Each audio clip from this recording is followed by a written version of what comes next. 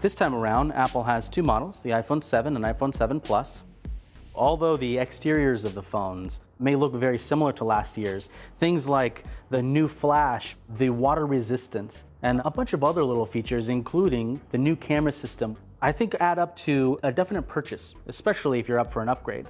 Both the iPhone 7 Plus and iPhone 7 are now IP67 compliant, which means that they are splash and dust resistant. So not waterproof. You can't just dive into the pool and start using them, but if you do fall in or get pushed in, or you're washing dishes and they fall in the sink, or you're in the bathroom and the inevitable happens, or you get caught in a rainstorm, you're going to be protected, which is much more than you could say for past iPhones, where water damage was one of the big fears.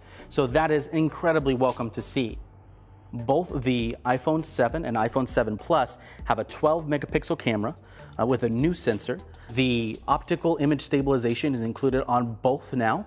Both the camera sensors are now able to capture wide gamut color, further into the reds, further into the blues, and further into the greens than could be captured before.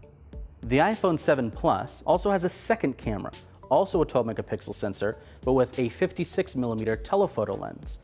So what this new camera system does is it allows you to shoot at either wide angle or telephoto optically, greatly improving your image quality, especially at a distance.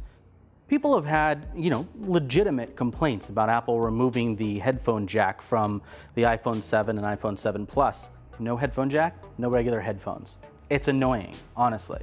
But Apple tends to do these things because it sees where the future is, it wants to push people towards that, and frankly, I don't think most people are going to mind, because the great majority of people use the headphones that came in the box. And those people that aren't, they do have an adapter, so they can continue using their old headphones. The adapter comes supplied, it's $10 if you lose it. So is it annoying to have an adapter for this time period between now and when almost every headphone is wireless? Absolutely. But is it worth making that investment? It remains to be seen, but there are some clues in Apple's AirPods that will explain why.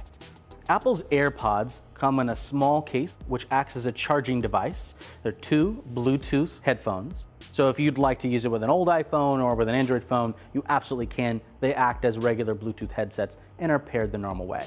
But they do have a special pairing method just for iPhones, which is pretty slick.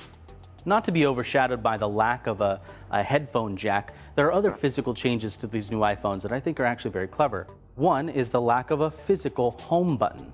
Now you have this touch-based home button, which uses the Taptic engine inside the phone to send a vibration signal to your thumb to make it feel like it's a click, when in fact it is not. There are also two new finishes. One, jet black, and then you have what they call black or black, which is a sort of matte finish. One of the major things that everybody was wondering about with jet is, would it scratch? The answer is yes. In normal pocketing use, it does scratch. There are fine abrasions on the surface of the phone, and that is unavoidable. That said, the finish is amazing. It's really, really crisp. It is not slippery. It fits and holds just fine in the hand. In fact, I actually think that the matte black surface is actually a little slicker.